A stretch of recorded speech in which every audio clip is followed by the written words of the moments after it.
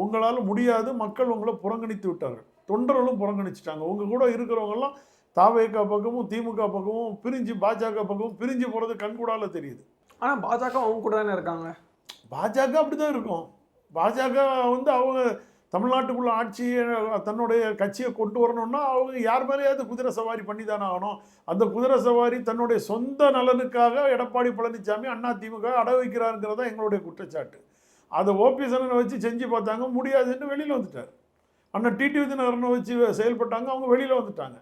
எடப்பாடி பழனிசாமி என்ற ஒரு ஆளுமையற்ற ஒரு தலைவரை வைத்துக்கொண்டு அதிமுக வழிநடத்த முடியாதுங்கிறதா எங்களுடைய கோரிக்கை. அதை இந்த 15ஆம் தேதிக்கு மேலே திறம்பட செய்வார். அதனால் வரக்கூடிய சேதாரங்கள் அனைத்தும் தொண்டர்களையும் பாதிக்குங்கிறதுக்காக தான் தொண்டர்கள் இயக்கம் இதெல்லாம் பாதிக்க வேண்டிய சூழ்நிலைகள் வந்துடும். அதை செய்யாமலே முடியாது. அதாவது ஒருத்தருக்கு உடல்நிலை சரியில்லைன்னா மெதுவாக பார்க்கலாம், திரும்பி ஐசியூவில் தானே வச்சு பார்த்தாகணும். கேட்கலன்னா ஐசியூக்கு கொண்டு போகணும். இந்த ஐசியூக்கு போக வேண்டிய கட்டாயத்துக்கு ஆளாகும்.